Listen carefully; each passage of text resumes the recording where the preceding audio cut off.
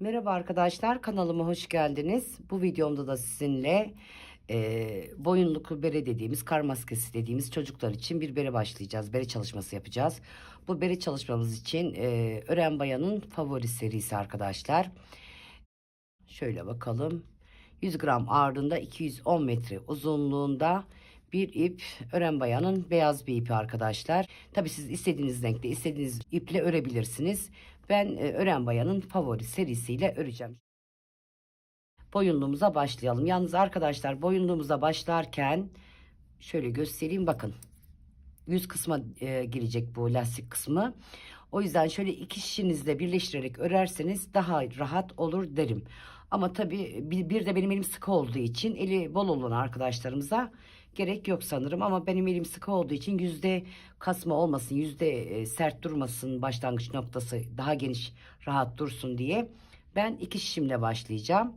Daha rahat örebilmek için. Bakın şimdi şöyle iki şişimizi aldık. 81 tane ilmek atarak beremize başlayalım. Kar maskesi, boyunluklu bere, hangisini kabul ederseniz. Evet, bakın. 2, 3, 4, 5, 6, 7, 8, 9, 10, 11, 12. Burayı sık atalım arkadaşlar. Çünkü iki tane şişle başlayacağımız için burayı gevşek başlamaya gerek yok. 79, 80, 81. 81 tane ilmek atarak, biraz fazla bırakmışım ben. Burayı düzelterek ilk sıramıza başlayacağız.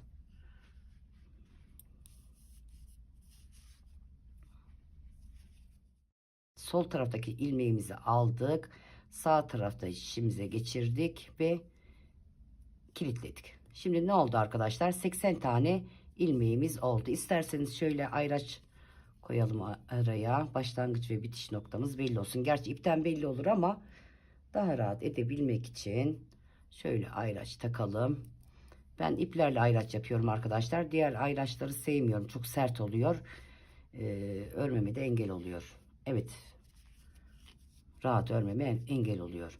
Şimdi bir ters bir düz, bir ters bir düz olarak başlıyoruz. Bir düz, bir ters. Hep ön yüzden örüyoruz arkadaşlar. Hep ön yüzden ördüğümüz için bir düz bir ters olarak devam ediyoruz. 3 santime kadar öreceğiz.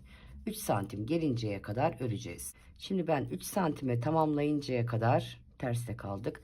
3 santime tamamlayıncaya kadar bir düz bir ters olarak öreceğim. Evet, ayracımıza kadar düz ters düz ters olarak geldik. Düz ve ters. Bakın sonuncuyu tersle bitirdik. Ayracımızı bu tarafa alıyoruz. Bakın hep ön yüzden ördüğümüz için ne yapıyoruz? Gördüğümüz gibi düzleri düz, tersleri ters, düzleri düz, tersleri ters olarak örüyoruz.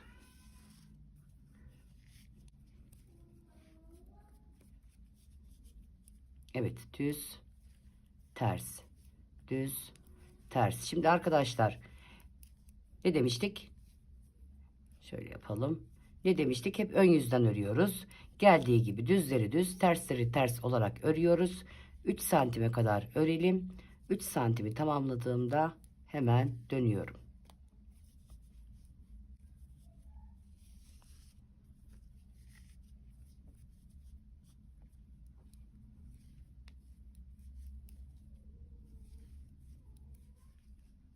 Bakın 3 santime kadar ördüm arkadaşlar. 3 santim ördüm. Şöyle göstereyim. Bakın tam 3 santim. Şöyle buradan itibaren tam 3 santim arkadaşlar, şu şekilde göstereyim. Şimdi 3 santimden sonra ne yapıyoruz?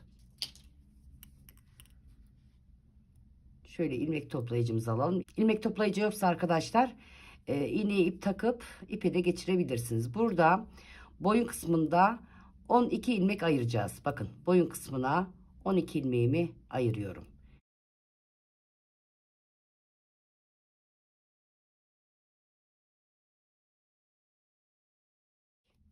12 ilmeğimizi aldık. Şöyle sayalım isterseniz.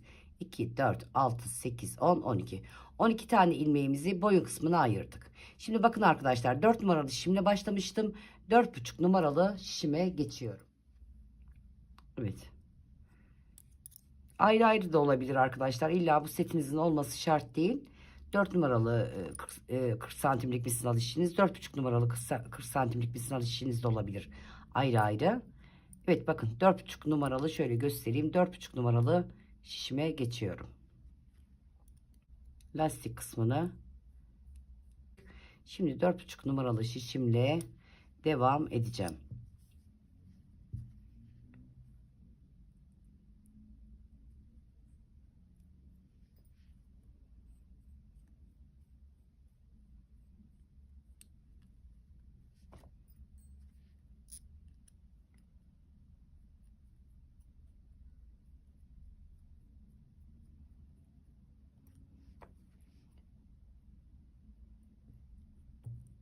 Evet bakın, boyun kısmına 12 tane ilmek ayırdık.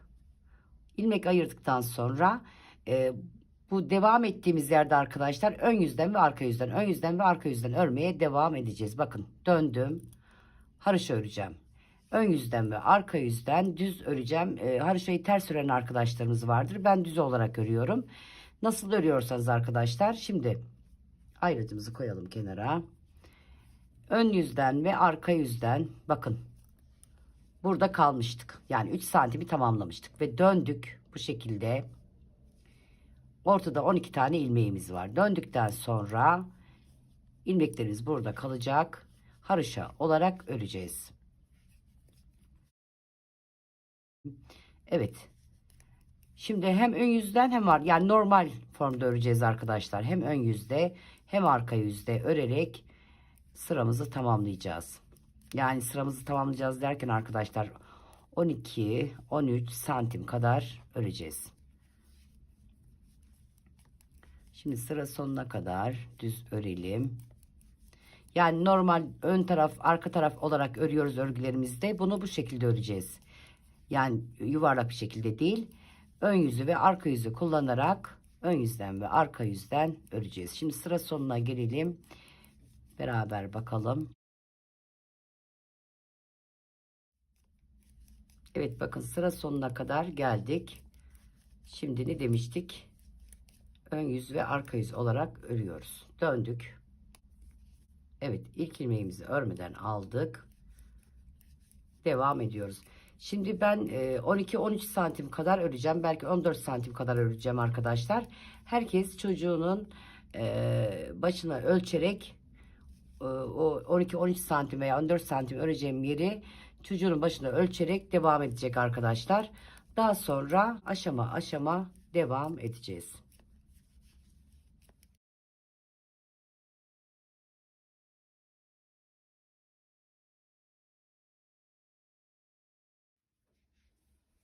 Evet şöyle bakalım.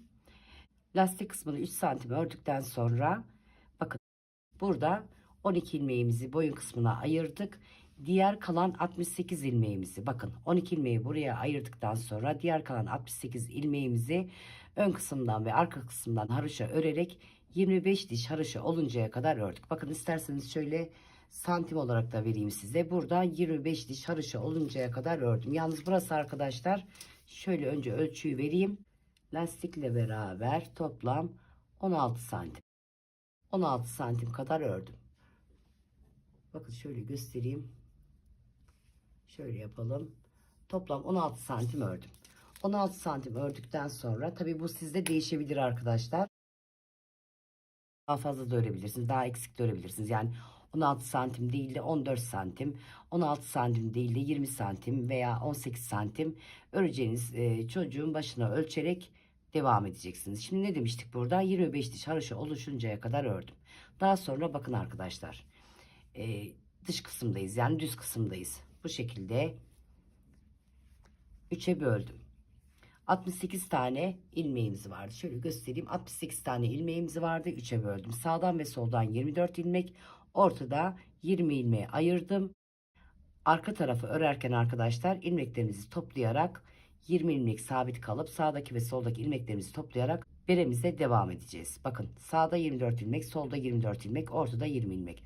Toplam 68 tane ilmek. Ayraçlarımı da yerleştirdim. Şimdi ayracımıza kadar düz örerek haroşa örmeye devam ediyoruz. Ayracımıza kadar düz örerek gelelim.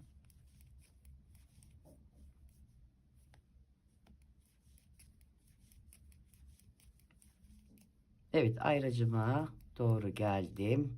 Ayracımı alıyorum sağ şişime. Diğer tarafa geliyorum. Diğer ayracıma doğru geliyorum. Orada ilk kesimimizi yapacağız arkadaşlar. Biremizin arka tarafını örüyoruz şu an. Şimdi 19 tane ilmeğimizi örüp 20. ilmeğimizle sol taraftaki ilk ilmeğimizi birlikte kesiyoruz. Bakın. Örgümüzün düz yönündeyiz arkadaşlar. Karıştırmayalım. Örgümüzün düz yönünü nasıl bileceğiz? Bakın bu tarafta bitirdiğimizde ilmeklerimizi toplayarak gelmiştik. Örgümüzün düz yönündeyiz. Şimdi burada 20. ilmeğimizle 20. ilmeğimi aldım. Ayrıca şöyle kenara alayım. Burada da ilk ilmeğimiz. Bakın 20.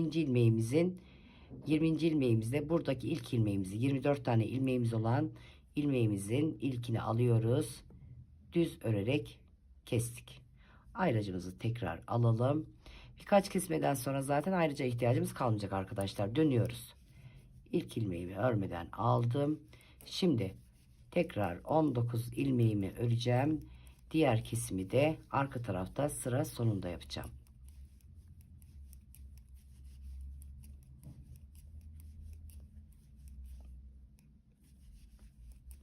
Evet, 19 ilmeğimi düz örerek geldim. Bakın 19 ilmeğimi ördüm. 20. ilmeğimle şöyle alalım. Ayracımızı alalım. Şimdi bunu ters örerek keseceğiz arkadaşlar. Ön tarafa düz düşmesi için burada ters örerek keseceğiz. 20. ilmeğimle 24 tane ilmeğim olan yerden ilk ilmeğini alıyorum. Bakın ters olarak kesiyorum. Ayracımı takıyorum. Burada 20 ilmeğimiz sabit olarak devam edecek. Döndük. İlk ilmeğimi örmeden aldım. Şimdi 19 ilmek örüyorum. Ortadaki ilmeğimiz sabit gidecek. Sağdan ve soldan birer ilmek eksilteceğiz arkadaşlar. Ta ki 12 ilmeğimiz kalıncaya kadar. Burada 12 ilmeğimiz kalıncaya kadar. 12 ilmeğimiz kaldığında enseye doğru biraz daha daraltmak için iç kısımlardan da keseceğim. Şimdi oraya geldiğimde o kısmı da anlatacağım size.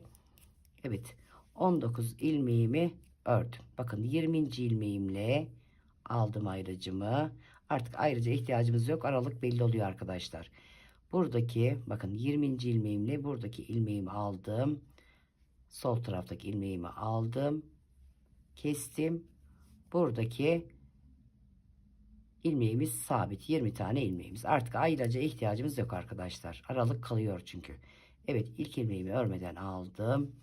Sıra sonuna geldiğimde arka tarafta ters olarak keseceğim. Bakın 19 ilmeğimi öreceğim. 20. ilmeğimle diğer ilmeğimi eksilterek gittiğimiz, yani sağ taraftaki ve sol taraftaki ilmeklerimizi eksilterek gittiğimiz yerden bir ilmek alacağım. Ters olarak keseceğim. Ön tarafa düz düşmesi için. Evet, 19 ilmeğimi ördüm. 20. ilmeğimi aldım. Ayracımı artık alıyorum. Bakın 20. ilmeğimle buradaki ilmeğimi birlikte kesiyorum ters olarak. Evet, dönüyoruz. Bakın ilk ilmeğimi örmeden aldım. 19 tane ilmeğimi 1 2 3 19 ilmeğimi örerek gidiyorum. 20. ilmeğimle diğer taraftan da bir ilmek alıyorum. Yani sağ taraftaki ve sol taraftaki ilmeklerimizi gitgide azaltıyoruz. Şimdi bu tarafta nasıl kesiyorduk? Sıra sonuna geldiğimizde düz örerek kesiyorduk. Evet, bakın 20. ilmeğimiz buradan aldım. Sol taraftaki ilmeğimden de aldım. Burada 20. ilmeğimiz ikisini birlikte kestim. Bakın gayet düzgün bir şekilde gidiyor. Döndük. İlk ilmeğimi örmeden aldım. 19 tane ilmeğimi düz örerek gidiyorum.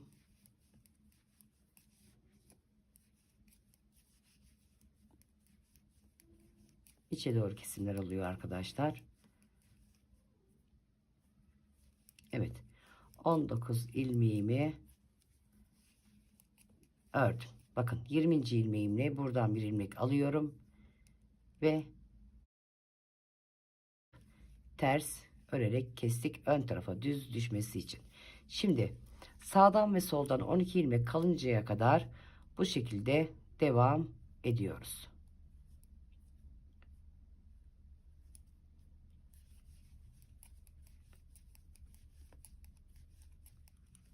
Evet, şöyle göstereyim, bakın arkadaşlar. Şu şekilde göstereyim. Sağdan soldan sağdan soldan keserek geldik. Ortadaki ilmeğimizde demiştik sabit 20 ilmek demiştik. Şimdi bakın 2, 4, 6, 8, 10, 12. 12 ilmek burada, 12 ilmek burada. Şimdi ortada 3 defa kesim yapacağız. Bir 12 ilmek kaldığında, bir 9 ilmek kaldığında, bir de 6 ilmek kaldığında buralardan kesim yapacağız arkadaşlar. İçlerden kesim yapacağız. Bakın. Buradan İlk ilmeğimizi öreceğiz. İkinci ve üçüncü ilmeğimizi. Burada da sondan üçüncü ve ikinci ilmeğimizi keseceğiz. Buradaki kesimleri karıştırmayacağız. Yani üçünü birden kesmeyeceğiz. Çünkü buradaki düzgün giden şeridimiz bozulmasın diye. Evet, bakın. Şimdi ilk ilmeğimi örmeden aldım. Beremizin dış kısmındayız. Yani düz kısmındayız. Şimdi ilk ilmeğimi örmeden aldım. İki ilmeğimi birlikte bakın içe doğru kestim. Bakın. 20 ilmeğimin birinci ilmeğini değil, ikinci ve üçüncü ilmeğini kesiyorum. Kestim. Sıra sonunda 3 ilmek kala geliyorum. 3 ilmek kalaya kadar örüyorum daha doğrusu.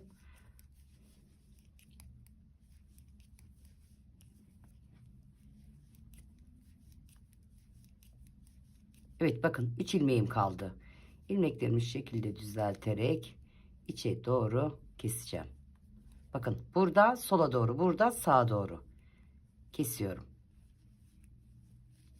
Burada 18 tane ilmeğimiz oldu. Bakın 20 ilmeğimiz vardı. Buradan bir ilmek, buradan bir ilmek kestim.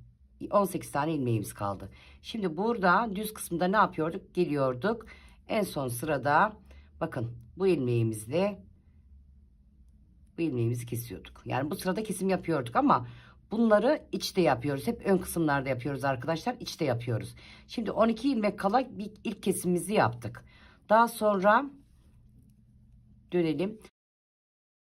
Daha sonra burada 9 ilmek kaldığında, burada 9 ilmek kaldığında keseceğiz. Daha sonra burada 6 ilmek kaldığında, burada 6 ilmek kaldığında keseceğiz arkadaşlar ortadan. Toplam 6 tane ilmeğimiz eksilmiş olacak. Ortada 14 tane ilmeğimiz kalacak. Evet. Aldım. Sıra sonuna geliyorum. Orada kesimimi yapıyorum. Şimdi 6 ilmek pardon 9 ilmek kalıncaya kadar örelim. Sağda ve solda 9 ilmek kaldığında bir daha içlerden keselim. Şimdi şu kesimi beraber yapalım. Ne yapıyorduk burada? Ters örerek kesiyorduk. Bakın. Ters örerek kesiyorum. Evet, bakın ilk ilmeğimi örmeden alıyorum. Şimdi ne demiştik? Burada 9 ilmek kaldığında tekrar içlerden kesim yapacağız. Şimdi ben 9 ilmek kalıncaya kadar devam edeyim. 9 ilmek kaldığında hemen dönüyorum. Evet, bakın 2, 4, 6, 8, 9. Bakın 9 ilmek kaldığında ne yapıyorduk? İlk ilmeğimizi örmeden aldık. Bakın ikinci ve üçüncü ilmeğimizi içe doğru kestik. Sıra sonuna, yani daha doğrusu 3 ilmek kalıncaya kadar gelelim.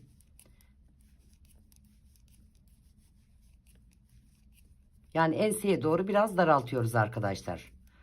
Bakın 3 ilmeğim kaldı. Düzeltiyorum. İlmeğimi içe doğru kestim. Evet. Ne yapıyorduk burada? Kesimimiz vardı. Hemen son ilmeğimizde, buradaki son ilmeğimizde buradaki ilk ilmeğimizi alıyorduk, kesiyorduk. Yani bu kesimlere devam ediyoruz. Bu enseye doğru daraltmak istediğimiz için arkadaşlar ne yapıyoruz? Bir 12 ilmek kaldığında, bir 9 ilmek kaldığında, bir de 6 ilmek kaldığında daraltacağız. Şimdi devam ediyorum arkadaşlar. Ben 6 ilmek kaldığında yine beraber yapalım.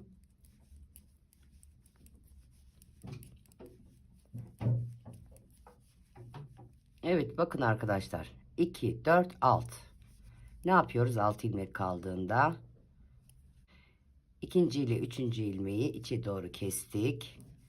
Tekrar son 3 ilmek kalıncaya kadar gelelim. Sondan ikinci ve üçüncü ilmeği bakın şu şekilde düzelttim. İçe doğru kestim. Evet. Birimizin ön yüzünde ne yapıyorduk? Sıra sonunda kesim yapıyorduk. Burada kesimimizi yine yapalım. Evet. Şimdi burada 14 tane ilmeğimiz kaldı. 2, 4, 6, 8, 10, 12, 14. Buradaki ve buradaki ilmeklerimizi bitirinceye kadar artık normal kesim yapacağız arkadaşlar. Şöyle göstereyim, bakın. Burada daraltma yaptık. Bittikten sonra daha net görünür arka kısmı. Yani enseye doğru daraltma yaptık arkadaşlar. Şimdi ben buradaki ilmekleri tamamlayıp yani bitirip ortada 14 ilmeğim kalıncaya ortada 14 ilmeğim kalıncaya kadar devam ediyorum. Daha sonra beraberce aşamalarına devam edeceğiz. Evet. 2, 4, 6, 8, 10, 12, 14. Bakın arkadaşlar, buradan 12 ilmek kaldığında kesmiştik. 6 ilmek kaldı, pardon, 12 ilmek kaldığında kesmiştik. 9 ilmek kaldığında kesmiştik sağdan ve soldan. Ve en son 6 ilmek kaldığında sağdan ve soldan kesmiştik. Enseye doğru daralttık. 6 ilmek eksildi. Ortada 20 ilmeğimiz vardı. Şimdi 2, 4, 6, 8, 10, 12, 14. 14 ilmeğimiz kaldı. Sağdan ve soldan 24 ilmeğimizi keserek bitirdik. Burada da 24 tane pardon, burada da 14 tane ilmeğimiz kaldı. Şimdi bakın arkadaşlar. Tekrar 4 numaralı şişime geçtim. Lastik öreceğiz. İlmek toplayarak lastik öreceğiz. Şimdi ilmek toplamak için bu taraftan ilmek toplayamayız. Ön taraftan ilmek toplayacağımız için bu taraftan toplayacak olursak bakın dışarıya doğru verecek.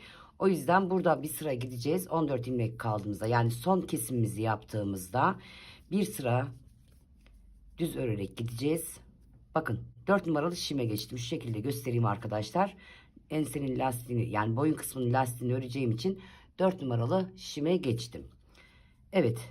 Burada 14 ilmeğimi düz örerek diğer tarafa gideceğim. 4 numaralı şişimle örüyorum şu an. Şişimi boşa çıktığı zaman bunu da 4 numaralı şişime alacağım. 4 numaralı şişimi takacağım. Evet, 14 tane ilmeğimizi düz örerek geldik. Bu taraftan ilmek çıkarmak için. Bu taraftan ilmek çıkaramayız arkadaşlar. Düz taraftan çıkaracağımız için. Bakın. Şimdi bu şişimi de değiştireceğim.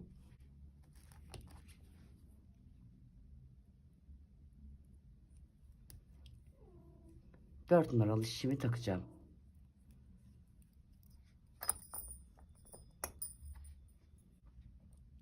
İsterseniz arkadaşlar siz değiştirmeyebilirsiniz. 4 yani kaç numaralı şişte başlayacaksanız o şişinizle devam edebilirsiniz.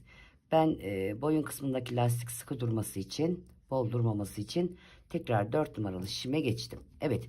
Şimdi bundan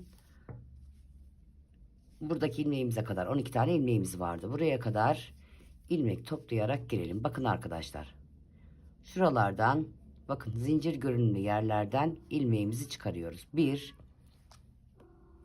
2 3 4 5 6 7. Bu taraftan 23 tane ilmek topladık. Şimdi buradan ilmek toplayıcımızdan burayı alacağız.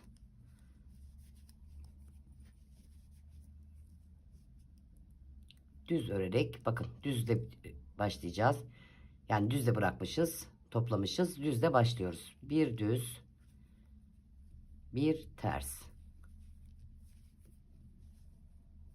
Bir düz, bir ters. Burada nasıl bırakmışsak o şekilde devam ediyoruz. Bir düz, bir ters, bir düz, düz, bir ters, bir düz, bir ters, bir düz, evet, bir ters alıyoruz bu tarafa. Buradan da aynı şekilde bakın arkadaşlar, burada 23 ilmek çıkardık. Buradan da aynı şekilde 23 tane ilmek çıkarıyoruz. Şöyle yapalım, daha rahat yaparız.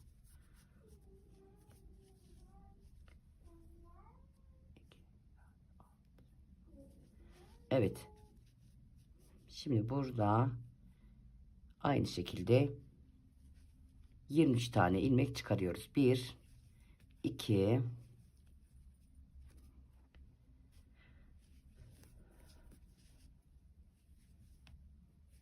3 4 5 6 7 21 22 23. Arkadaşlar bakın, burada fazla da çıkabilir. Yani bir ilmek fazla da çıkabilir ama bu tarafta, yani bu tarafta 23 ilmek çıkarmışsak burada da 23. Burada 25 ise burada da 25, 24 veya da 25. Eşit olacak arkadaşlar. Bu taraftaki ilmek sayımızla bu taraftaki ilmek sayımız eşit olacak. Benim bir tane fazla çıktı gibi bir tanesini atladım bakın. 24 çıkacaktı. 23 çıkması için bir tane atladım. Şimdi sayalım buradan. 2, 4, 6, 8, 10, 12, 14, 16, 18, 20, 21, 22, 23. 23 tane ilmeğimiz oldu. Bakın. Şimdi bir düz bir ters olarak başlatacağız. Şöyle ayracımızı alalım. Bakın burada tersle bitmişti. Yanlış bir şey yapmayalım. 1, 2, 3, 4, 5, 6, 7, 8, 9, 10, 11, 12. Bakın tersle bitmişti. Tersle bittikten sonra bir düz bir ters, bir düz bir ters, bir düz bir ters, bir düz bir ters, bir düz bir ters, bir düz bir ters, bir düz bir ters, bir düz bir ters, bir düz bir ters, bir düz bir ters, bir düz bir ters, bir düz. Burada bakın düz, burada tersle başlatıyoruz. Evet, ters olarak başlıyoruz. Boyun lastiğimize başladık arkadaşlar. Ters, düz. O yüzden 4 numaralı şişime geçtim. Ters, ters, düz, ters, düz, ters, düz, bir ters, bir düz olarak ayracımıza doğru gelelim. Düz, ters, düz, ters. Evet, bakın şurayı göstermek istedim. Buradaki düzlerimizi, terslerimizi. O yüzden sayarak geldim. Düz, ters, düz, ters, düz, ters. Bakın burada düzle başlatmıştık. Bakın 12 tane ilmeğimizin düzle başlatmıştık. O yüzden burada ters düz diyerek geldim ki aynı şekilde devam etsin diye. Düz, ters. Bakın düz, ters, düz, ters. Yine hep ön yüzden öreceğiz arkadaşlar lastiğimizi. Yine yuvarlak 40 santimlik misinalı şişimizle hep ön yüzden örerek 3-3,5 santime kadar boyun lastiğimizi öreceğiz. Şurayı düzeltelim. İpimiz kaçmış. Evet. Şöyle yapalım. Evet. Düz, ters, düz, ters,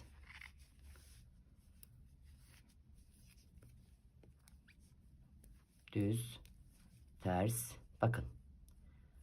Düz, ters, düz, ters, düz, ters, düz, ters ve düz. Bakın arkadaşlar, tersi devam ediyor. Burada eğer iki ters yan yana gelirse ya bir ilmek artıracaksınız ya da bir ilmek keseceksiniz ki ters düz olarak devam edecek. Şimdi ben boyun lastiğimizi 3-3,5 santime kadar öreceğim. Daha sonra devam edeceğiz.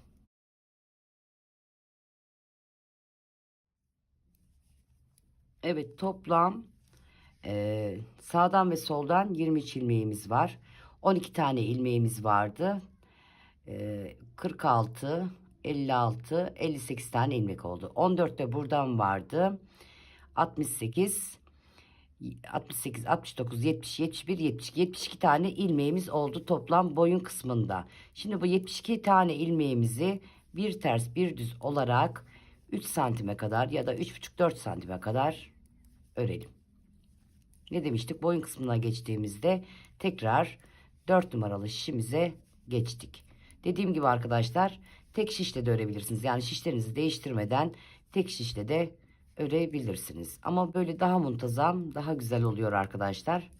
Bittiği zaman güzel bir çalışma olacak. Evet, ben 3-3,5 santime kadar örüp dönüyorum. Evet, bakın 3,5 santim kadar ördüm. İsterseniz şöyle göstereyim. Bakın. Şöyle yapalım. 3,5 santim. Şöyle göstereyim, bakın arkadaşlar. 3,5 santim kadar ördüm. Şimdi 3,5 santim ördükten sonra tabii bunu 4 santime de çıkarabilirsiniz arkadaşlar. Yine ben şiş numaramı değiştireceğim. 4,5 numaralı şişime geçiyorum. Evet. Bu kısmı boşalttıktan sonra bu tarafı da 4,5'a alacağım. Şimdi bakın arkadaşlar. 5 ilmeği bir artırma yapacağız. Bakın. 1, 2, 3, 4 ve 5. 5 ilmekten sonra hemen şu yan taraftan alıyorum. Artış yapıyorum. 1, 2, 3, 4 ve 5. Hemen buradan alıyorum.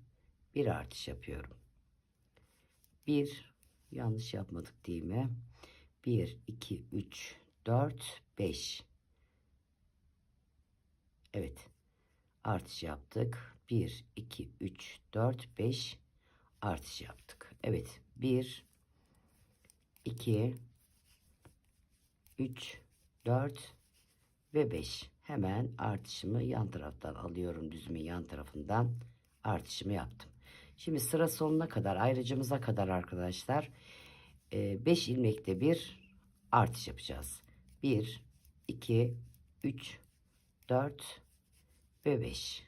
Bakın. Hemen haroşamızın dişinden, tersimizin dişinden aldım, arttırdım. Evet, artışımı yaptım. 1, 2, 3, 4 ve 5.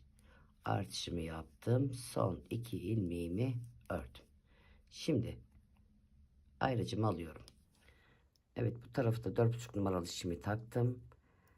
Şimdi 4 sıra oluncaya kadar arkadaşlar bir sıramızı artırarak bir sıra düzümüzü oluşturduk. Şimdi 4 sıra düzümüzü oluşturmak için 3 tur daha atacağım.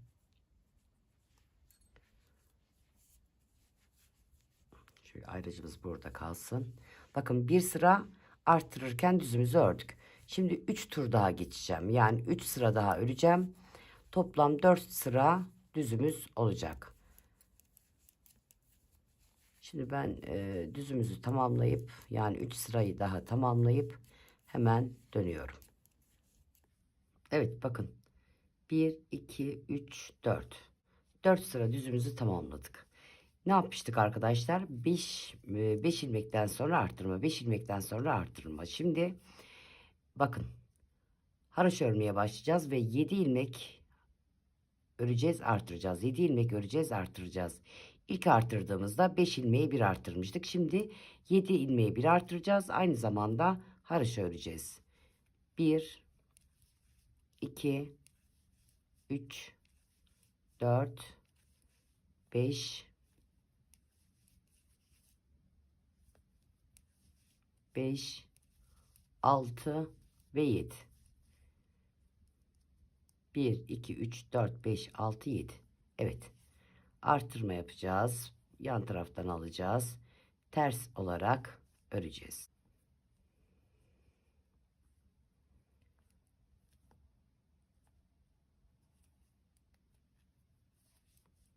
Evet.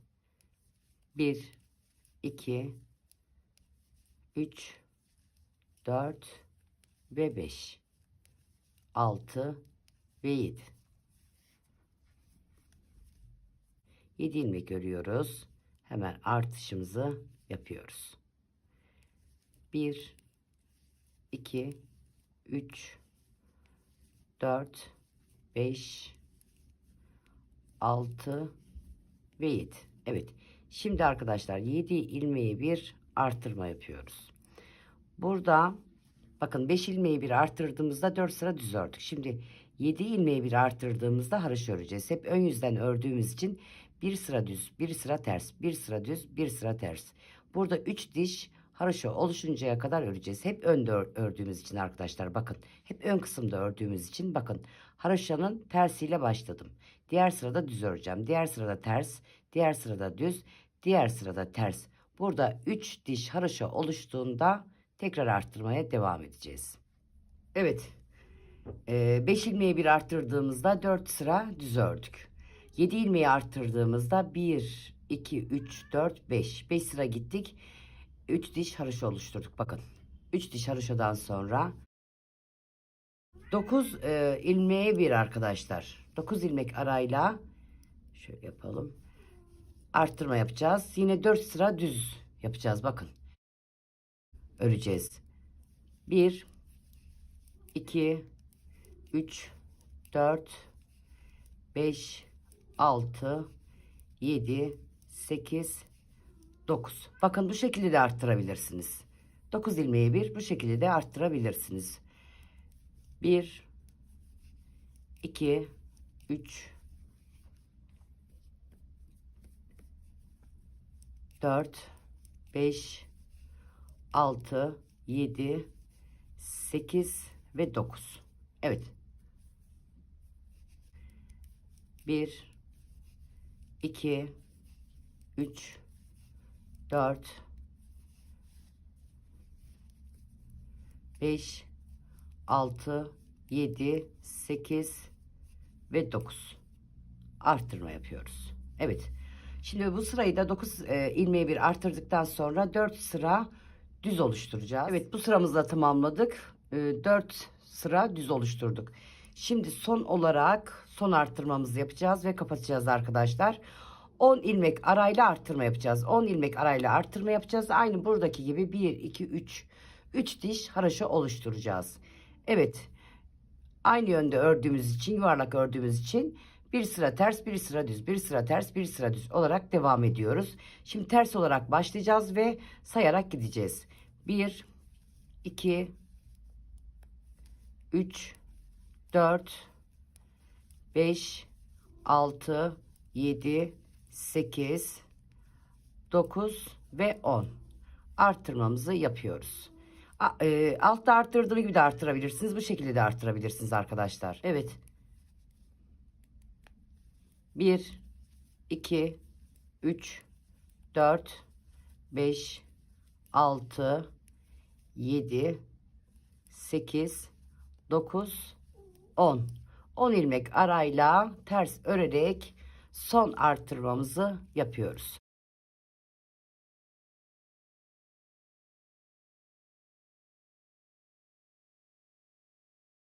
Evet, bakın son sırada, yani son haroşa sırasını yaptığımızda kapatarak geldik. Bakın 1 2 3 diş haroşadan sonra kapattık arkadaşlar. Şu 3-4 ilmeği beraber kapatalım. Nasıl kapattığımı göstereyim. Bakın sağdaki ilmeğimi aldım. Bakın sağdaki ilmeğimi aldım. Soldaki şişime taktım. İkisini birlikte kestim.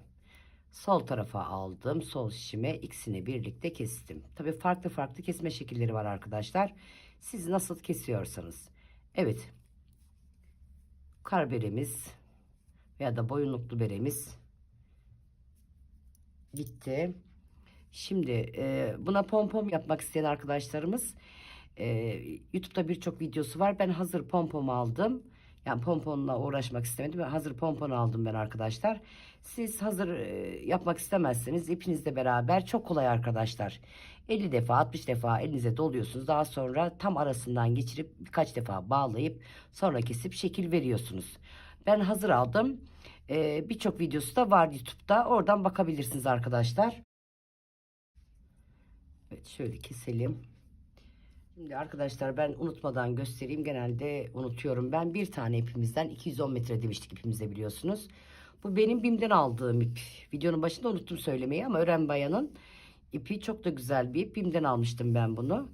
Bakın bir tane ipimizden bu kadar kaldı. Yani bayağı bir ip kaldı. Yarım yumaktan çok az fazla gidiyor. Yani yarım yumak değil de yarım yumaktan biraz fazla gidiyor. Karbirenizi yapabilirsiniz. 2-3 yaşa uygun arkadaşlar. Onu videonun başına da yazarım ben. Onu da şimdiden söylemiş olayım. Çünkü soracaksınız. Videonun başında da ben belirteceğim. Evet.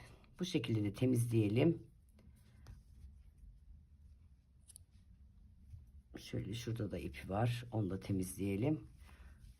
Güzel bir kar beresi oldu. Tam kışa uygun kar beremiz oldu. Büyük çocuklar için arkadaşlar ne yapacaksınız? 5-10 ilmek daha ekleyeceksiniz. Veya da çocuğunuzun yüz çevresine ölçerek yapacaksınız. O şekilde başlayacaksınız. Bakın şurası, şöyle bir daha yapalım.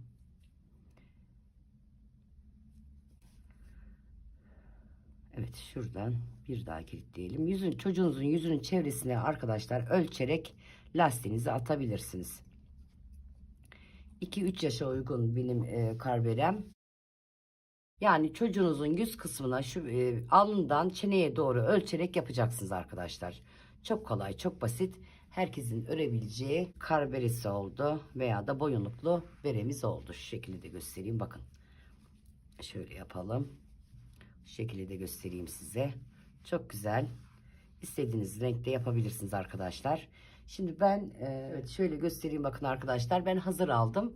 Siz evde yapabilirsiniz kendiniz veya da böyle hazır alarak daha değişik bir şekilde pomponlar alaraktan ya da evde ipinizle yaparak, bakın tam şuralara, bu uçlara yapacağım. Evinizde yaparak pompon, daha doğrusu evinizde pompon yapabilirsiniz arkadaşlar. Bakın şu iki ipimi aldım. Şuradan ikisini birlikte geçirdim. Bakın. Buradan tam uçtan geçirdim. Burada hayır Bihter. Buradan bağlayalım. Daha sonra da kilitleyelim. Sıkı bağlayalım ki pomponlar sarkmasın. Daha güzel, daha çeşitli pomponlar var. Onlardan da alabilirsiniz. Veya da evde yapabilirsiniz. Benim vaktim olmadığı için hayır. Vaktim olmadığı için arkadaşlar hazır almaya karar verdim. Bihter hayır babaannem. Evet, şuradan da isterseniz şöyle ipimizi yedirelim. Şu dişlerden kilitleyelim, bir de ipimizi bu taraftan kilitleyelim. Diğer pompomu da aynı şekilde takacaksınız ucuna. Bir daha kilitleyelim. Sıkı dursun. Şu şekilde. Evet.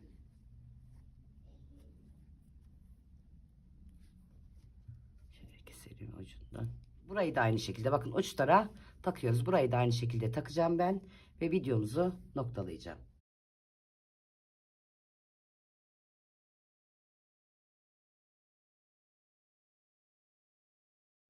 Evet, bakın şöyle göstereyim. İki pomponumuzla taktık. Gayet güzel, intizamlı bir çalışma oldu. Evet, ne diyelim arkadaşlar? Şöyle de yapalım. Yeni bir videoda, yeni bir çalışmada görüşmek üzere. Takipte kalın, sevgiyle kalın. Desteklerinizi unutmayın lütfen. Hoşça kalın.